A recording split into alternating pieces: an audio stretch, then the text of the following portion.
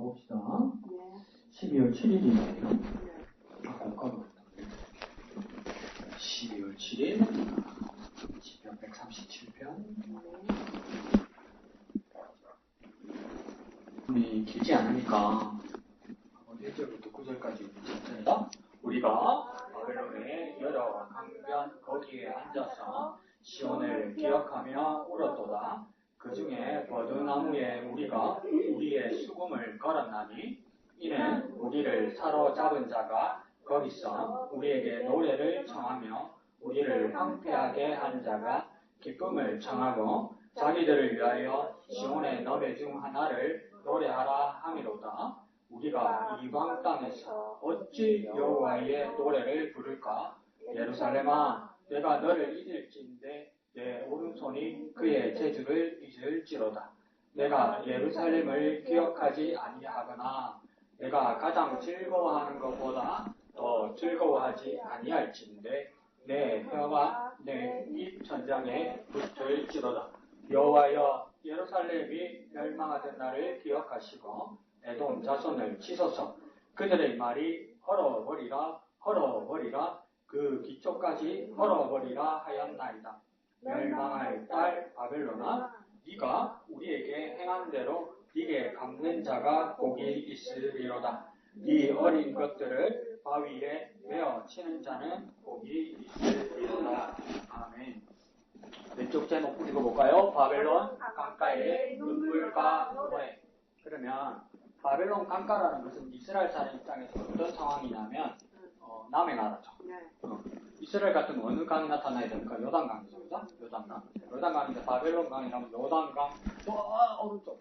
그럼 이 사람들의 바벨론 강가에 이 사람들의 터전은 어디냐면 바벨론, 아수르, 그 다음 뭡니까? 바사, 페르시아의 터전이겠죠. 그러면 왜 난데없이 이스라엘 사람들이 바벨론 강가에서 바벨론 강가를 입고 있었을까요? 끌려가는 거야. 전쟁에서 져서 얼마나 포로로 끌려간 거예요. 그러니까 타향에서 뭔가 눈물 흘리는 거죠. 요즘은 내가 기도를 열심히 하는데도 자꾸 유행가가 생각해요. 타향살이여 성고와 해본 이런 마음이에요. 캐나다 파리주 토론토라는 도시에 가면 그 온타리오 호수라는 호수가 있어요. 그 호수인데 호수에 가면 신기한 현상을 보게 돼요. 호수인데 파도 못 쳐요. 그리고 호수인데 기러기가 있어요. 갈매기가 있어요. 갈매기 바다에 있어요. 호수가 너무 큰 거야. 그 호수가 얼만큼 크냐면 대한민국 남한 땅보다 넓어요. 호수가. 그러니까 그 이미 초창기에 이민 왔던 우리 선배들 있잖아요. 그게 비행기 타도 10몇 시간 걸리는 거리잖아요.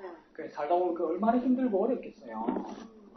그 고향 생각나면 그 온타리오 호수가에 가서 그 눈물을 울었다죠. 왜 남의 땅 호수가에 가서 울었습니까? 고향 땅 생각나면서 울었다. 그럼 이 바벨론 강에서 이스라엘 사람들이 울은 이유는 뭡니까? 자기들도 고향이 생각나는 거예요. 그러니까 바벨론 강가라는 것은 타향살이를 말해요. 더 구체적으로 생각하니까 포로로 노예로 끌려와 있다는 겁니다. 그러니까 서러워서 우는 거예요. 그러니까 사람들이 이상하잖아. 강 보고 바다 보고 끌어오더라. 그 이모가 팍 트이면서 막 감정이 팍 터지는가 봐요. 이스라엘 사람도 그런 것 같아요. 바벨론 강가 포로 타향살이에서 눈물과 노래를 불렀다는 겁니까? 누가 눈물을 흘리고 누가 노래 불렀다는 겁니까? 바벨론 땅이지만 이스라엘 사람들. 근데 이스라엘 사람들 중에서도 노래에 재주 있는 사람들이 있었어요. 그래서 한 지파들을 특정했어요. 12지파 중에. 어느 지파가 노래 불렀습니까? 하나님 앞에 제사 지낼 때만 노래를 불렀단 말이에요. 그러니까 자신 있게 레위 지파죠. 그러니까 레위 지파가 눈물 흘리면서 노래 불렀다는 겁니다. 왜 그러면 바벨론 강가에서 요단강 가는 건 뭐가 있습니까? 예루살렘이 있고 예루살렘에 하나님의 성전이 있고 내가 원래 노래 부르는 것은 하나님의 성전을 할 수가 없네. 왜?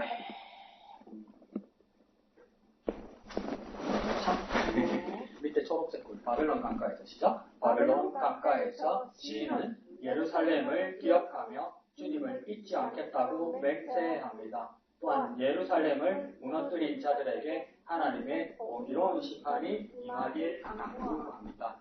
그러니까 읽는 그대로 노래를 부르면 어떻게 되겠습니까? 지금 상황은 포로이고 심리진을 살리는 찬양이기 때문에 이걸 우리에게 힘들게 한 사람들이 하나님 심판하실 거라고 그냥 액면 그대로 이야기하면 노래 부르면 어떻게 했습니까? 죽죠.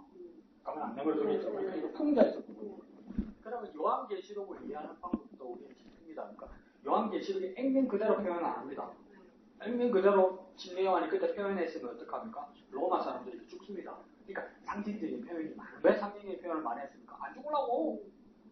좀 큰일 나니까. 그러니까 난데없는 바벨론이 멸망할 거다 이렇게 이야기하잖아요. 그 로마 시대는. 그 바벨론은 누굴 말하니까 로마를 말하는 것이고. 그것처럼 그런 상황이었습니다. 그런데 이 시편 오른쪽에 가서 시편 137번의 내용은 뭐냐면 이거 옛날에 팝송이 있었습니다. 보니엠이라고 들어봤어요. 흑인들 혼성그룹인데 내 기억은 남자 둘 여자 둘인가 그랬어요. 근데 이 사람들이 국적이 어디냐면 독일이라고 흑인인데 국적이 독일에서 이민 갔어요. 이민 가면서 이제 이 사람들이 그 혼성그룹인데 이 147번에 그대로 가사로 해서 그냥 노래를 불렀습니다. 그래서 영어로는 기억이 안 나고 우리 장난친다고 옛날에 어떻게 불렀습니까? 다들 이불 개고 밥 먹어 너도 먹어 나도 먹어 우리 다 같이 밥 먹어 이러면서 장난친다 불렀잖아요. 그죠? 근데 진짜 가사는 이 1절에서 9절까지 그걸 부르는데 이게 슬픈 노래잖아요. 유튜브 보면 바벨론의 약간 한글로 계속 나오거든요. 그러니까 그 본성으로 보면 노래 부르는 게 나와요. 보면 이해 안 간다 여러분 가사 모르면 그 리듬으로 디스코를 얼마나 추는지 4명이서 미친 듯이 쳐요. 흑인이 이렇게 부르니까 이해가 가요.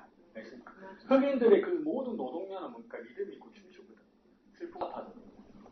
그러면 왜 독일 국적에 이 흑인이 왜 이런 노래를 불렀을까? 이 사람은 어떡합니까? 고향이 아프리카였겠죠. 근데 독일이라는 나라로 와서 독일의 이제 시민권을 얻었겠죠.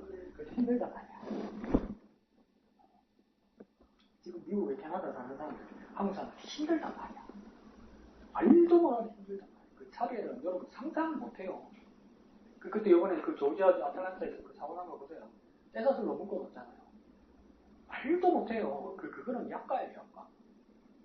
총 맞아 죽고 그래요.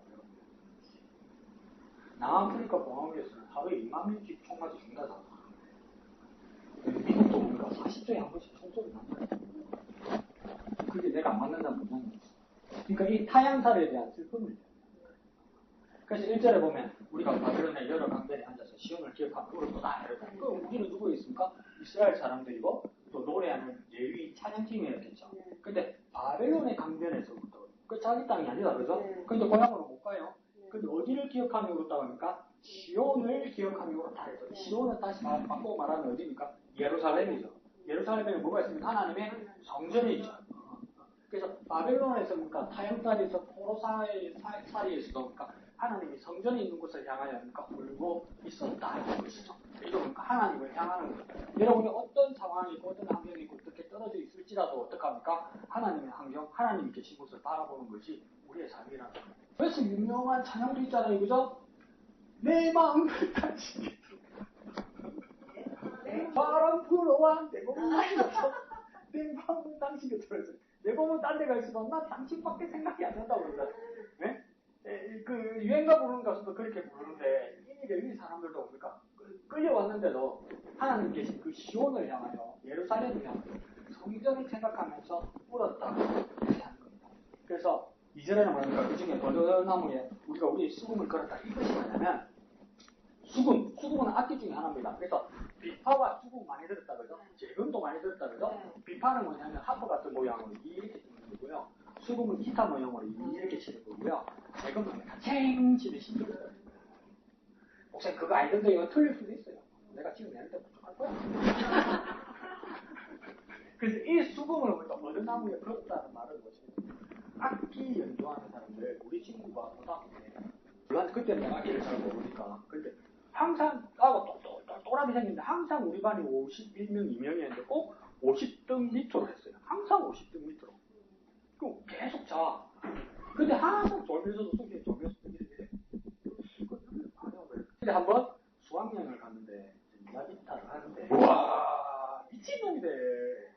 기타에서 어떻게 그런 소리가 난다. 근데 걔는 뭡니까? 손에 기타가 안 잡혀 있어. 항상 기타 치는 그걸 그러니까 항상 악기가 손에 붙어 있죠, 그죠? 그러니까 이 레위인들도 찬양하려 레위들도 항상 악기가 손에 붙어 있어야 되는데, 그러니까 이 죽음을, 이 악기를 뭔가 얻어나고 걸어놨다. 뭔가 더 이상 내가 연주하지 않는다. 내가 더 이상 하나님을 찬양할 수 없기 때문에 연주하지 않는다. 이걸 끊었다는 겁니다. 이 끊는다는 건 어떤 걸까요? 아시트에게는 연주가에게는 죽은 것 같은 거죠. 죽은 것 같아요. 목사에게 두려운 거 뭐냐면 설교를 할 줄 모르면서도 목이 아픈 게 제일 두려워요. 그리고 나중에 말 못하는 상황이 올까봐 그게 제일 두려워요. 그냥 삶은 살지 살 수 있는데 내가 말 안 하고 말씀 안 전하고 살 수 있을까? 그게 대한 두려움이 있어요. 이렇게 뭐 닫아야 되지. 이 사람들은 상황이 그렇게 돼버리는 거죠. 그래서 벌려나무에 우리가 숨을 걸다.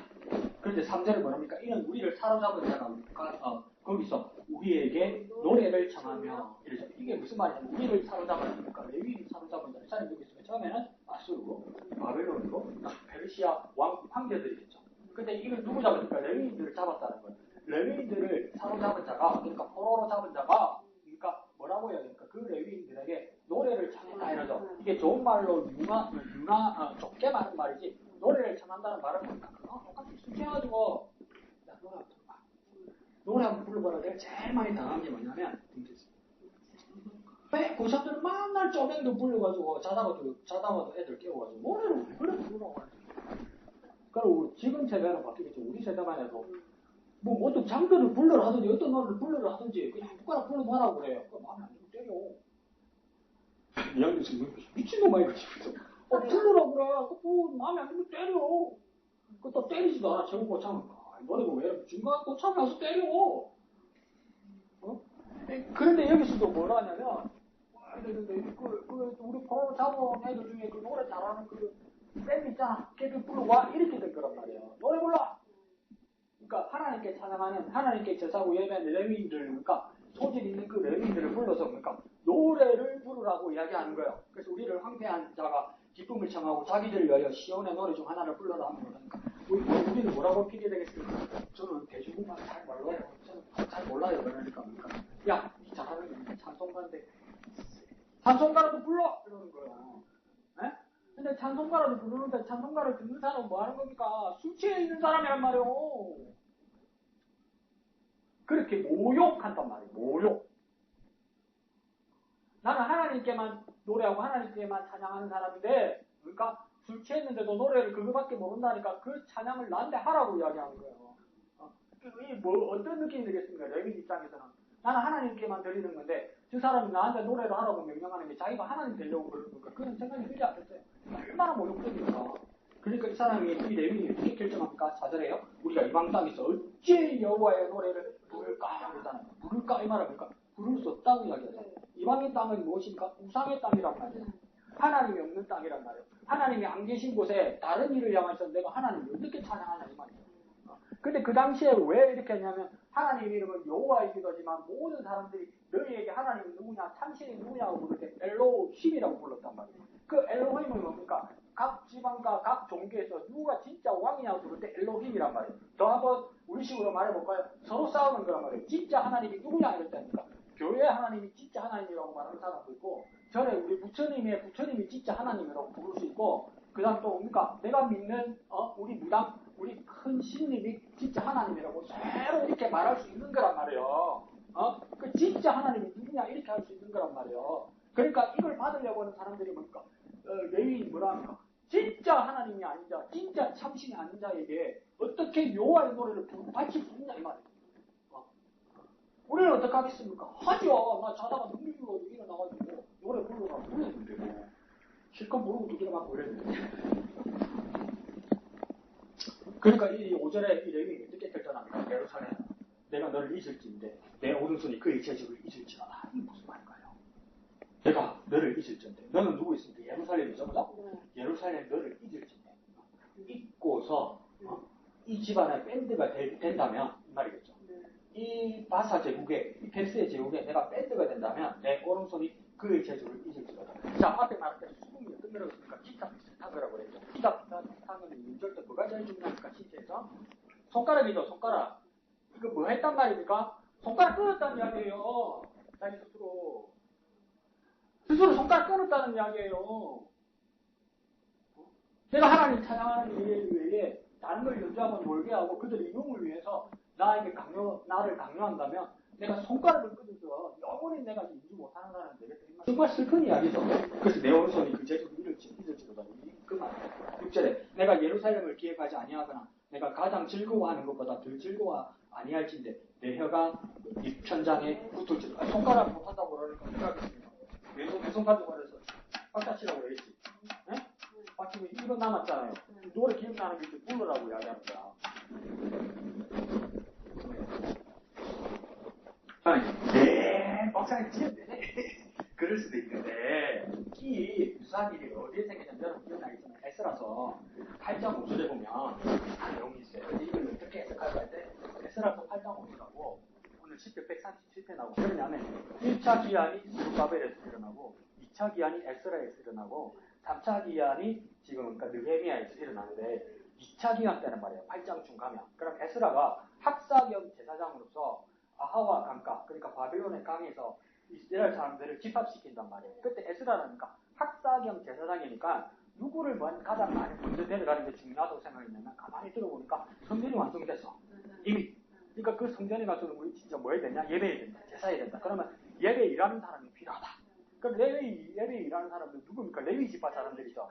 그러면 말씀을 가르치는 사람과 예배 때 연주하는 사람이 필요하죠. 그래서 모았어. 사람이 레위 사람이 안 오는 거라. 한 사람도 없더라고. 8장 5절에 그렇게 이야기해요. 한 사람.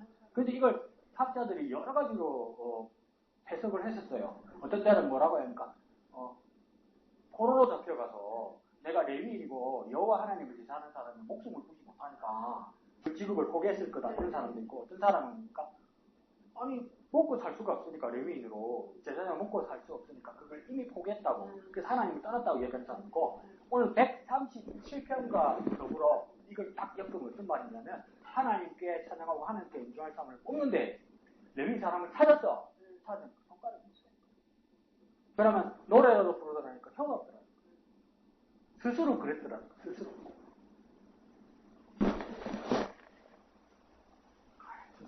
그럼 여러분 이걸 기억하면서 우리 집에 가서 할 일 없으면 유튜브에 보니엠의 바빌론의 역감을 들으면 그 4명이 디스코 추는데 가슴 찰 지금 그 디스코가 그냥 디스코로 안 느끼지고 몸부림처럼 그게 아니에요. 그러니까 빨간 볼펜으로 쓰면 되죠. 이건 우진이가 갖다 붙인 이야기야. 실제로는 여호와 예루살렘이 멸망하였다는 기억하시고 에돔 자손 그들의 말이 헐어버리라 그 기초까지 헐어버리라 하였나이다. 이러죠. 지금 에돔이 나왔습니다. 이게 무슨 말이냐면 이게 전형적인 사람의 모습입니다. 지금 어느 나라에 대해서 타겟을 잡았습니까? 에돔은 어디입니까? 상관이 뭐냐? 여기 얘기는 가나안 땅에서 이스라엘 사람이 살고 여기 밑으로 옵니까? 모압, 암몬, 아람 이렇게 했단 말이에요. 근데 에돔은 모압과 암몬은 누굽니까? 롯의 자녀들이죠. 그죠? 이 후손들. 에돔은 누구의 후손들입니까? 야곱의 형 에서의 후손들이란 말이에요. 근데 이 장작권 베끼고 이렇게 방황하면서 이렇게 언제입니까? 다른 나라가 되었단 말이죠. 다른 나라가 되었는데 이제는 뭡니까?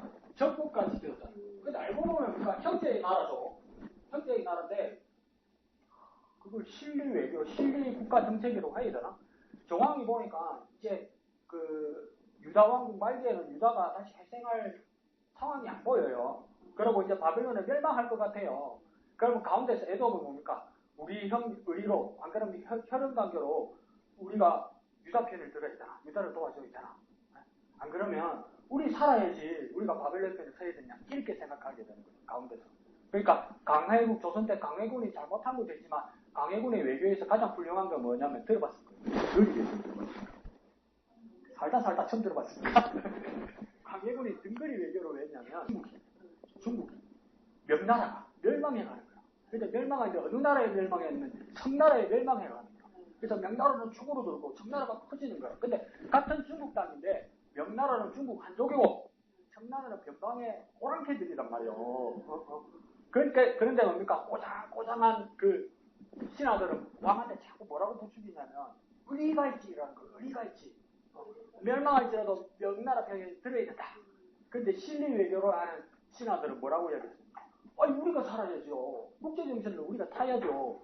청나라에게 예우를 해야 됩니다. 이런 거예요. 그런데 보니까 그걸 인조왕이 잘못 판단해서 뭐랍니까? 의리가 중요하다고 명나라 편들다가 어떻게 된 겁니까? 그에 따라 나타난 전쟁이 병자호란 아닙니까? 병자호란. 그러니까 에돔도 지금 어떻게 생각을 했냐면 이거 우리가 반미리 주나 이렇게 된 거예요. 그래서 우리는 바벨론을 그게 잘한 거야. 근데 말하는 거 보십시오. 헐어버리라 이랬다잖아요. 그 역사에도 보면 뭐라고 했냐면 무너져라 이랬다는 거예요. 그러니까 이게 보통 실리 외교 정도가 아니라 나쁜 놈이요. 그러니까 적을 치더라도 그러니까 테러를 보고 쳐야 돼요. 테러를 안 만들고 적을 치면 그러니까 마지막에 대듭니다. 이게 쉬운 말로 그러니까 고양이가 쥐를 몰아도 막다른 골목에 몰면 그러니까 쥐가 대들어요. 끄끄니를 갖다가 창고에다 놔놨는데 이상한 소리가 나. 근데 못 가겠어. 왜? 분명히 잡힌 것 같아. 근데 아직도 살아있는 것 같아. 못 가겠어. 빨리 죽어라, 빨리. 죽나, 그게 금방. 근데, 그래서 오늘 살짝 오니까, 널 씹어뜯고 쓰고 멸치 너무 다시 문 닫았어, 죽어서. 그 테러를 끝내니까, 에돔이 어떻게 합니까? 지나치게 이스라엘을 뭡니까? 아주 조롱하고, 나중에는 뭡니까? 바벨론과 연합군이 되어서 이스라엘을 치는 일에 함께했다는 것을 잊지 못한다. 그래서 뭐라고 합니까? 그 기초까지 헐어버리라 하였다. 그래서 8절에 멸망할 딸, 그 다음 그 주동국인 멸망할 딸 바벨론아, 네가 우리에게 행한, 우리 이스라엘에게 행한 대로 네게 갚는 자가 복이 있으리라. 네게 갚는 자라니까 복수자이죠. 그 복수자라니까 보복자이죠. 그 보복자라니까 심판자이죠. 그 심판자가 역사적으로는 누구에게 일어난 겁니까? 자, 아수르가 대제국인 줄 알았는데 멸망했어요. 누가 멸망시켰습니까? 바벨론이 멸망시켰어요. 바벨론이 오래 갈 줄 알았죠. 50년이고 가서 갔어. 그 대제국이. 처참하죠. 50년이면 몇 년 지나갔겠어. 굉장히 멸망해요. 페르시아가 그 얼마나 대제국인 그 영화 봤죠? 300이나 영화 봤어요. 그리스 연합군하고 나는 광대하다 하면서 막 전쟁하는 거 있잖아요. 그 대제국이 누구한테 멸망하냐면 알렉산더 마키도니아에게 멸망합니다. 알렉산더 왕국에 페르시아도 멸망합니다. 근데 그 페르시아가 페르시아가 마케도니아의 알렉산더 대왕에게 멸망했다. 알렉산더가 얼마나 위대한 왕이고 그 많은 땅을 차지했고 알렉산더 그냥 왕이 아니고 알렉산더 대왕 아닙니까? 몇 살에 죽었게요? 30살에 죽었어요. 전염병에 죽었어요. 허망하죠? 그러고 나서 마케도니아가 멸망하니까 누가 살아납니까? 로마 영원할 것 같았잖아요. 로마. 그러면 역사를 바라보는 저와 여러분은 잘 생각해야 돼요. 우리 생각에는 우리 세대 한가운데이기 때문에 그걸 생각 안 하는데 미국은요 언제까지 올라가는 거예요. 상상이 안 가죠. 우리 세대. 우리는 한가운데 있었기 때문에. 그 다음 어느 나라는 나 모르지. 또 우리나라 어디 가서 그럼 잡히간다. 대한민국이라고 잡히간다. 그런데 여기서도 뭡니까? 아수르, 그 다음 바벨론, 바사, 마케도니아, 로마, 그 다음 계속 다음 나라 이어지다가 결국 심판자가 누가 되겠습니까? 예수 그리스도가 백보자에서 마지막 심판하실 거란 말이에요. 마지막 심판자가 그분이 있어서 정의를 바로 세울 거라는 것을 우리는 잊어서는 안 된다는 거예요. 근데 무섭게 말합니다. 뭐라고 하면 9절에 이 어린 것을 바위에 메어치는 자고 읽기도 참 곤란하죠. 그죠? 근데 이걸 그대로 원한이 있기 때문에 그렇게 말한다는 사람도 있고 다시 보세요. 우리가 그걸 안 당했기 때문에 참 말이 심하네 이렇게 생각할 수도 있지만 그걸 당한 사람은 잊을 수 없을 수도 있어요. 그걸 떠나서 또 어떻게 생각하셨습니까? 왜 이렇게 잔인한 복수를 꾸게 될까? 이거 잔인한 복수가 옳다는 뜻이 아니라 우리 어디까지 한번 생각해 볼까요? 이전에 바벨론과 페르시아가 이 정도로 잔인하게 했다. 그 영화 300에서도 보면 그 페르시아 왕이 아무래도 크세르 아수에르 같아요. 아수에르 많이 들어봤다 그죠? 살다 처음 들어봤어요. 에스더의 남편이잖아. 그 아수에르가 거대한 왕으로 나오는데 그 장시구 같은 데서 막 호에 이런 데 막 거리를 해놨거든요. 근데 아수르 같은 경우에는 이스라엘 사람들이 어떻게 때려갔냐면 그 이제 몇 달 걸리는 거잖아요. 장까지 갖고 가는 거 자기들이 많이 타고 가고 낙타 타고 가고 기 이래서 볼을 당겨버리는 거예요. 그래서 그 낚시란 표현이 나오잖아요. 낚시를 굴러갔다. 그 모욕과 그 아픔을 어떻게 잊을 수 있겠어요? 그러니까 우리가 그만큼 당했다는 것을 기억하라고 이야기하는 거예요. 그리고 하나님은 뭔가 심판자로서 그것을 잊지 않고 판결하라. 아니, 이렇게 나가면 이렇게 그만 되지. 내가 해라고. 그런데 그 원한과 고통이 정말 깊었다. 원한과 고통이 정말 깊었다. 근데 그 원한과 고통에 대해서 하나님 다 알고 있었다. 하나님께서 정말 정의롭게 하나님께서 결정하시고 있었다. 그리고 제일 가운데 4절에서 지금까지가 제일 중요한 내용이다. 그죠? 이거는 뭐 나도 그렇게 생각했는데 구약학을 공부하는 한국의 그 학자들은 이 어디를 가장 마지막에 선망의 대상으로 가서 공부하고 싶었냐면 그 이스라엘의 예루살렘이래요. 히브리대요. 저희 가면 이제 랍비들이 가는 집. 박사하고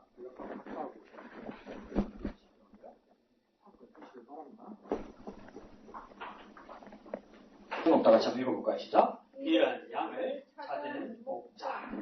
이런 양을 찾는 목자인데 가로 안에 중요하게 되어 있습니다. 이건 있었던 사실을 말하는 것입니다. 예수님께서 비유를 들어 말씀하셨습니다. 비유 가운데 예수님의 목적이 있었다는 이야기겠죠. 그죠? 그 목적을 나중에 보게 될 겁니다. 근데 왜 이 이런 양의 비유를 드냐면 그 당시에는 목축급이 선행한 나라였기 때문에 이렇게 설명하면 가장 잘 이해하는 거죠. 자기 삶의 주변에서 가장 이해하기 쉬운 예를 그래서 나중에 어떻게 될까? 예수님 나중에 설명하실 때 이와 같이 그러니까 중심구절에도 보면 어떤 뜻이냐면 이와 같이 한가운데 나오죠. 그죠? 그러니까 이걸 비유를 가지고 예수님이 설명하고 싶은 목적이 있다 이 말입니다. 주저 한번 읽어볼까요? 시작. 내가 너희에게 이르노니 이와 같이 죄인 한 사람이 회개하면 하늘에서 회개할 것이 없는 의인 아홉으로 말미암아 기뻐하는 것보다 더하리라.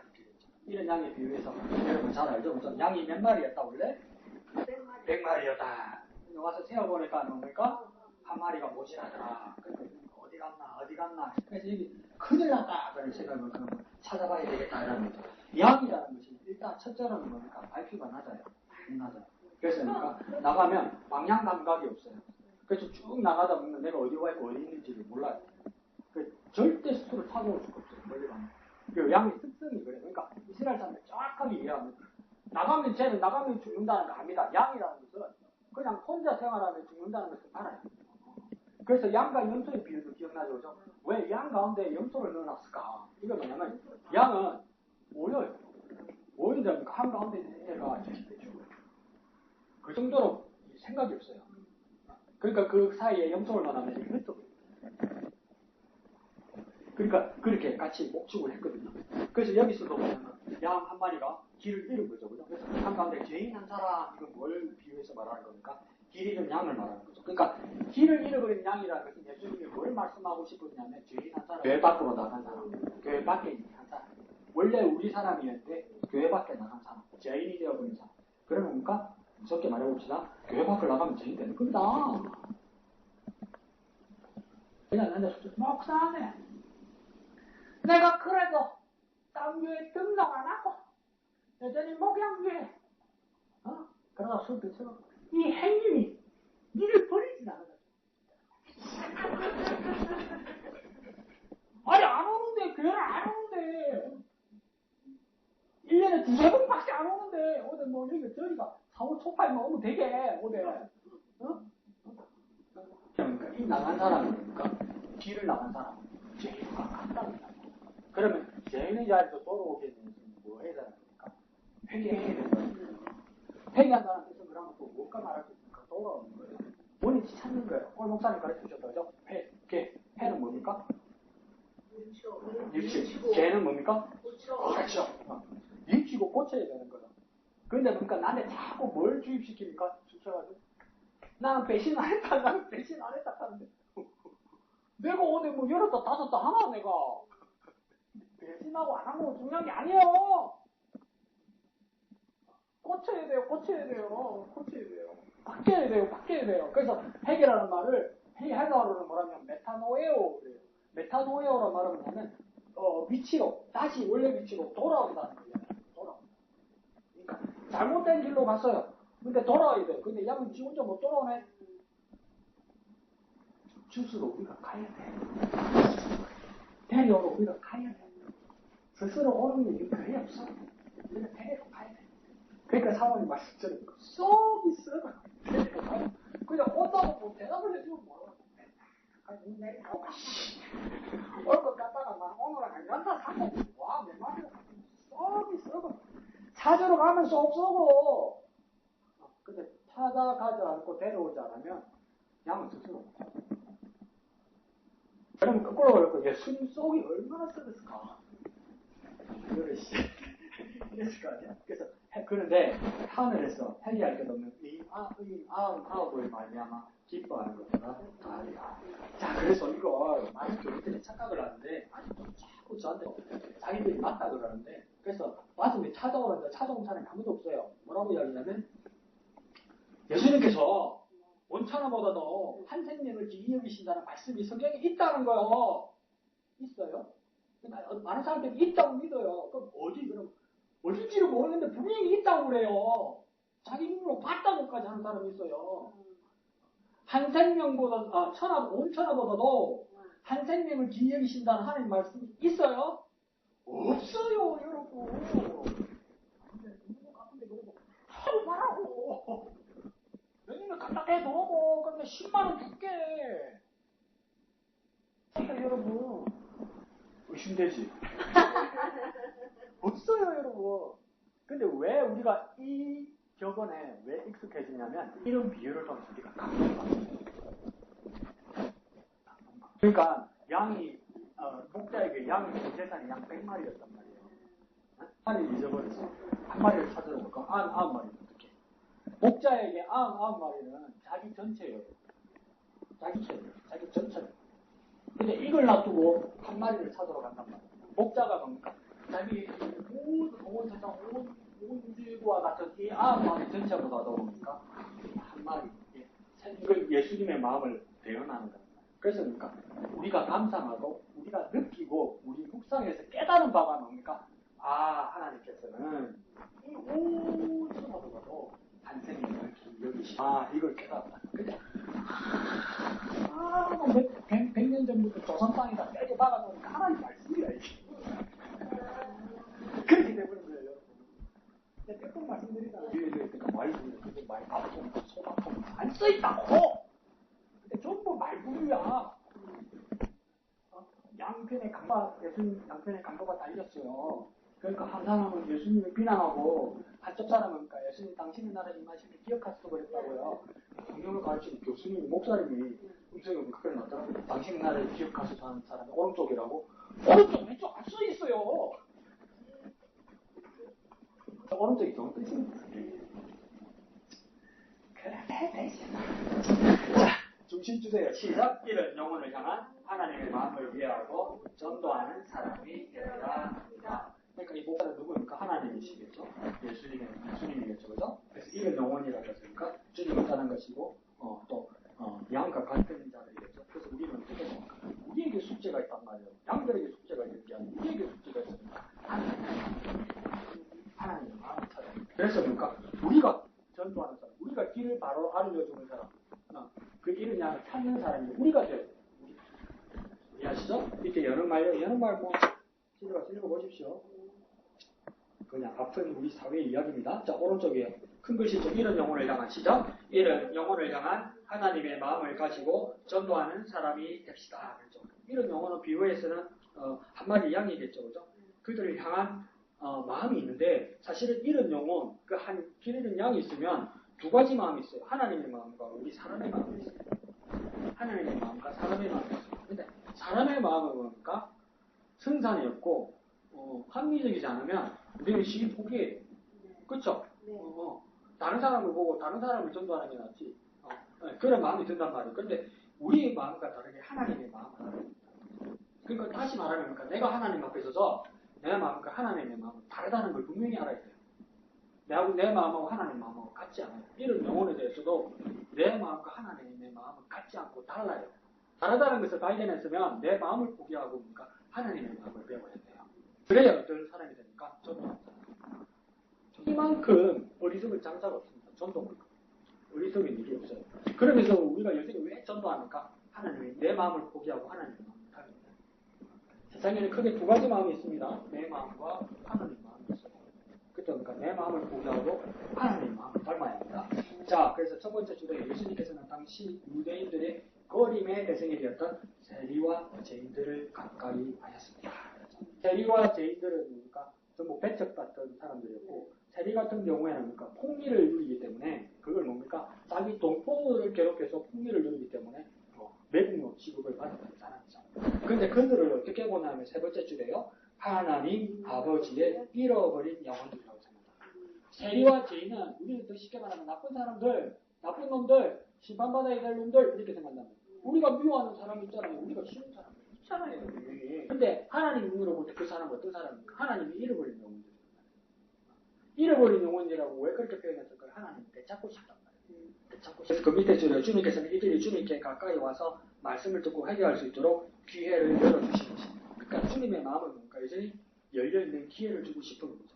그렇지만 하지만 보이죠, 그죠? 11절 옆에 하지만 스스로 어렵다고 여기면 죄인들을 멀리하고 상정하지도 않았던 사람입니까? 반대되는 사람이 누구입니까? 세리와 죄인과 반대되는 사람들이 바리새인과 서기관들이에요. 바리새인들과 서기관들은 원칙주의자들이고, 바리새인들은 뭔가 삶에서 완전 뭐랄까요? 완전 정통주의자라고 자기들은 하죠, 그죠? 그 새끼를 왜 너 바리새인 같다고 그랬을까? 나 분해 죽겠네. 또 생각나요? 아이씨. 또 생각나요? 근데 뒤끝이네. 그게 안 있으시네. 자, 예수님께서 죄인들을 가까이 하는 것은, 그래서 이 바리새인과 서기관들은 뭡니까? 예수님이 이 죄인들과 세리들과 가까이 하는 것이 못마땅한 것이고, 예수님하고 다른 생각이죠. 그럼 바리새인들과 서기관들은 누구에 충실한 겁니까? 자기 마음에 충실해요. 예수님은 누구 마음에 충실합니까? 하나님 마음에. 밑에요. 예수님께서는 잃어버린 영혼을 터놓으시면서 정말 관심이 많습니다. 잃어버린 영혼들을 향한 하나님 아버지의 마음을 모른 채 죄인들을 멀리하는 그들을 향하여 비유를 통해서 하나님 아버지 죄인들을 향한 마음, 바로 잃어버린 영혼들을 향한 마음을 알려주십니다. 제일 많이 반복되는 말이 뭐있습니까? 마음이 누구의 마음이요? 하나님의 마음. 그러면 예수님은 뭘 알기를 원할까요? 하나님 마음을 알기를 원하는 것입니다. 저는 우리 기억이 안 나네?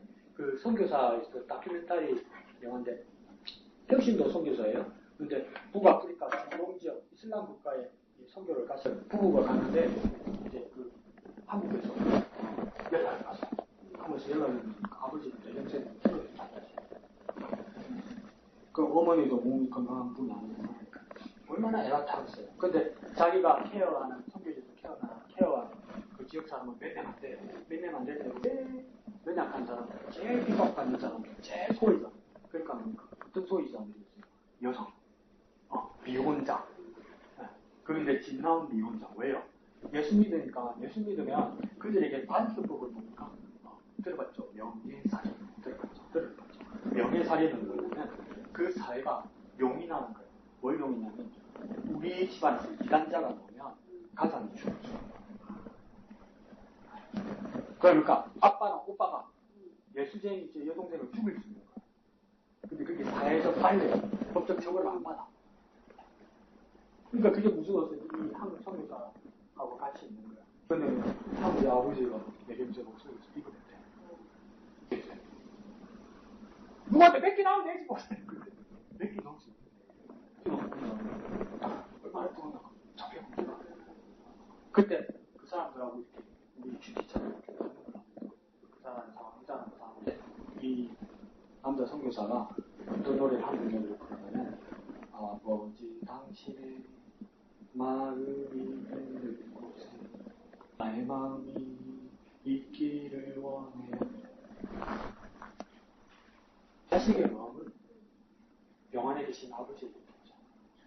당연하죠. 아버지 하나님의 마음은 뭘까? 아버지 하나님의 마음은 잃어버린 영혼인가? 까맣게 접은 영혼은 뭐랄까? 애미애비 좀 호새끼라고 그러지 세상. 네.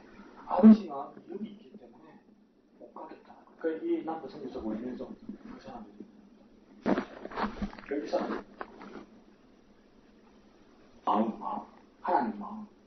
하나님 마음이 어디 계신가를 찾는 것이 가장 중요하죠.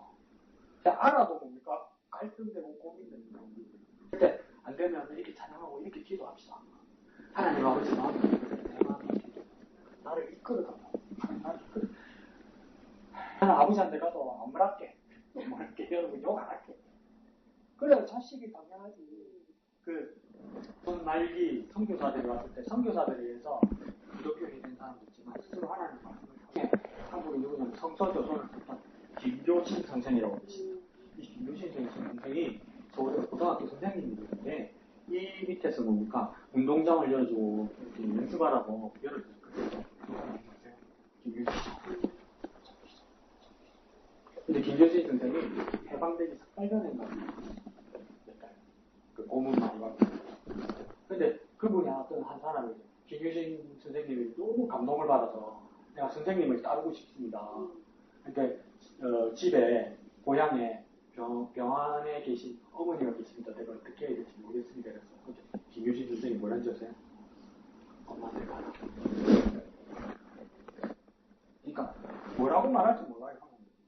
하나님 마음이 이 길 잃어버린 영혼들을 지켜달라고 하나님 말씀하실 수도 있고 어떤 경우는 하나님 마음이 네가 여기서 남아서 위대한 목회를 하거나 위대한 목사가 되거나 위대한 선생이 되는 것보다 더 중요한 건 홀로 외로우신 엄마에 가는 것이 하나님 마음으로 그렇게 말씀하실지 몰라요. 그러니까 우리는 뭔가 하나님 마음을 찾아야 돼요. 그때 하나님 마음. 그러면 또 강 목사가 어떻게 말하죠? 그게 뭡니까? 그때 달라요.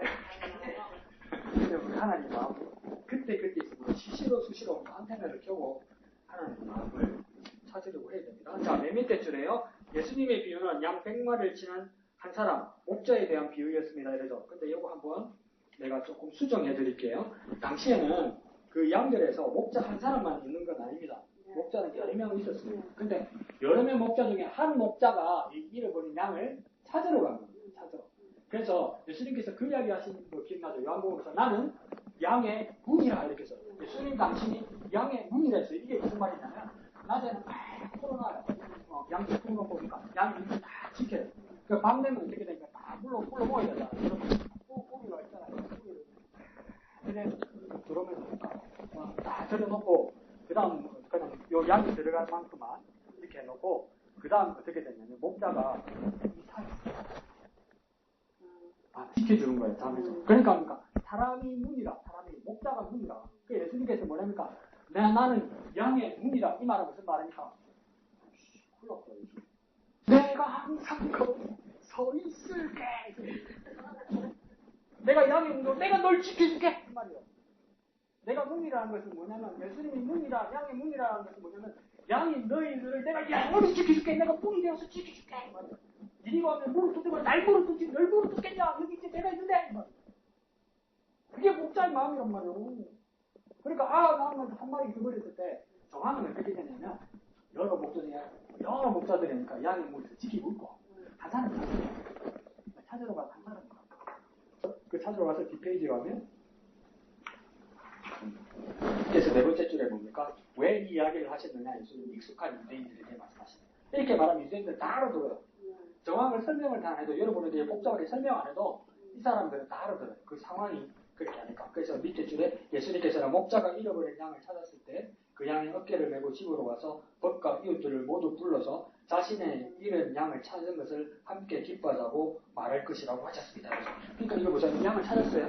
양을 찾았는데 보니까 탈진하기도 하고 너무 작고 이러니까 어깨에 메고 그 그림 같은 거 양 앞쪽에 양 뒷다리 두 개, 앞다리 두 개에서 이렇게 이래가지고 대학 안전하게 와서 그러니까 찾았다 이러는 거. 그 다 즐거워하는 거.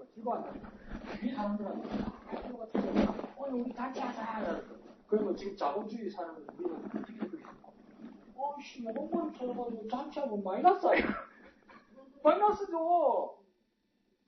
마이너스죠. 예수님도 저 여러분 살리려고 마이너스 하셨어요. 죽었잖아. 한 살리려고 죽는 바보가 어딨어. 죽었잖아. 그러니까 마이너스 잔치 하는 거야. 마이너스 잔치. 그런데 이렇게 말해도 우리가 이스라엘 사람도 오해하잖아요.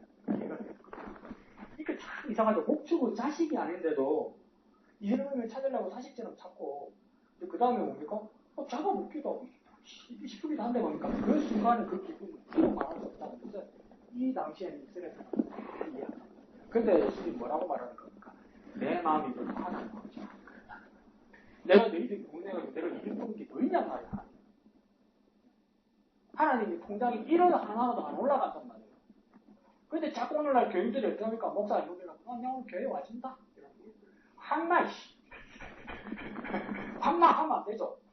와서 반갑습니다. 고맙습니다. 해야지. 그래.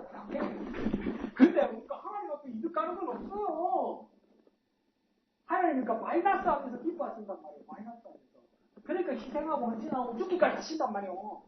그 아버지 마음을 이해할 사람이 누구였냐 말이에요. 우리가 그래야 되는데 우리도 똑같이 하면 안 돼요. 우리는 하나님 아버지 마음을 알아야지. 왜 하나님 아버지 마음을 알아야 되니까? 너네 하나님 아버지잖아. 아버지잖아. 우리 아버지잖아. 우리 아버지. 우리 아버지가 자기 아들 예쁘다고 밤 12시 새벽 1시에 술 먹어가지고 갱을 깨우고 애를 울고불고 니네 아버지 마음을 모른다. 이거 죽겠지. 근데 아버지 나쁜 동네 가서 보면 아버지 사진 보고 아버지 그냥 애절해. 그냥 그리워.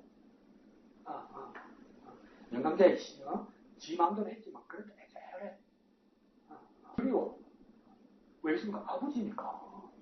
옆 동네 할아버지 나 영감제에 비비비는 막 값 있는 것 같다. 이런 생각이 들어도 우리 아버지는 그렇게 안 돼. 온 세상 사람들이 하나님에 대해서 비난하고 하나님을 이상하게 볼지라도 너는 우리 아버지잖아. 니 그러면 안 되지. 그래서 그 하나님 아버지의 마음을 알려. 시간이 많이 가서 그냥 하나님 아버지의 마음을 이해합시다. 하나님 아버지의 마음. 하나님 아버지. 그것도 뭐라면까? 오늘 찬양만 기억하십시오. 아버지 당신의 마음을 있는 곳에. 자, 맨 뒷장 258페이지요. 밑에서 네 번째 줄요. 보니까 자, 다 같이 한번 읽어볼까요? 시작. 하나님의 자녀가 되었다면, 하나님의 교회라면, 하나님 아버지의 이런 영혼을 향한 마음을 기억하고 주님께서 부여하셨던 것 같이 그들의 영혼의 구원을 위해서 나아가야 합니다. 그들이 돌아오기를 애타게 기다리시는 하나님 아버지께로 돌이키는 일을 하여야 합니다. 하나님 서울대학의 국문학과 교수, 지금 은퇴하십니다. 박동규 교수라고 있었습니다. 박동규 교수가 방송을 있습니다. 방송을 치니까 방송을 술 어마어마하게 마신다는데 근데 자식들 애목욕 이러진 않는데 박동규가 큰아들이었어요. 큰아들. 그러니까 시인이 얼마나 가난해요. 여러분 서점에 가서도 제일 싼 책이 뭡니까? 시집이라. 옛날에 10년, 15년, 20년 전에 시집 1,000원, 2,000원 이랬어. 그거 팔고 어떻게 벌겠어 시인들이. 그러니까 밥 먹을 때 정말 가난했어요. 근데 애들을 믿고 이러니까 정말 가난했는데 하루는 크리스마스가 다가오니까 박명훈이 큰아들 박동규한테 그랬대. 아빠가 미안해. 큰아들 미안해. 선물 하나 사줄게. 아빠가 니 가죽 잠바 입고 싶다고 했지. 아버지가 가죽 잠바 하나 사줄게. 이런 거 박동규한테 고등학생 때인데 하루는 아버지한테 아버지 저 가죽 잠바 필요 없어요. 왜? 아버지는 장갑만 있으면 돼요. 그리고 나만 가죽 잠바 입으면 동생들 편안한 거 하는 거야. 그러니까 박목을 선생님이 너무나 가슴이 묵묵하고 속상했을까 봐 자기 자신에게. 그래도 그 다음날 아버지가 술이 떡이 됐대요. 박목을. 근데 애들은 자죠. 근데 우리 아버지처럼 깨우진 않아요. 박목을.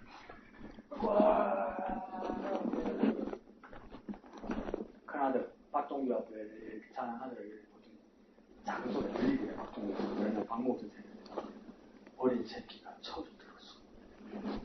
그러니까 눈물이 톡 아들 얼굴에 들어있더래. 어린 새끼가 처음 들었어. 그러니까 우리가 정말 하기 쉽고 어려운 일인데 우리가 하나님 아버지의 마음을 안다면 또 쏴야 돼. 그러면 하나님 뭐라고 했습니까? 우리가 고생하거나 우리가 면박당하거나 제대로 돌아오지 못할지라도 하나님 우리 보고 그러시니까 혼자 말하고 아휴 저기 내 마음 같은 하나님 잊지 않으실 거예요. 그래서 그 하나님의 마음에 깊이 들어가는 위대한 하나님의 자녀들 되시기를 축복합니다. 자, 한마음의 기도 1번 영화전에 이번 명이 하나님이 자녀로서 이런 영혼들을 아멘. 실제 하나님의 마음을 담고 하나님의 마음을 깨닫게 하나님의 마음으로 살게 하여 주옵소서. 거룩하신 아버지 하나님 은혜를 감사의 마음을 깨닫고 하나님의 뜻을 따라 살아가게 하여 주옵소서. 하나님의 마음을 깊이 생각하고 따르는 우리가 되게 하여 주시옵소서. 거룩하신 아버지 하나님 은혜를 감사합니다. 세상 모두 외면하고 버릴지라도 우리는 하나님의 아버지의 마음을 깨닫게 하여 주시고 하나님의 마음에게 다가가게 하시고 하나님의 마음으로 살아내며 헌신하게 하여 주옵소서. 예수님 이름으로 기도합니다. 아멘. 하늘에 계신 우리 아버지, 아버지의 이름을 거룩하게 하시며 아버지의 나라가 오게 하시며 아버지의 뜻이 하늘에서와 같이 땅에서도 이루어지게 하소서. 오늘 우리에게 일용할 양식을 주시고 우리가 우리에게 잘못한 사람을 용서하여 준 것 같이 우리 죄를 용서하여 주시고 우리를 시험에 빠지지 않게 하시고 악에서 구하소서. 나라와 권능과 영광이 영원히 아버지의 것입니다. 아멘.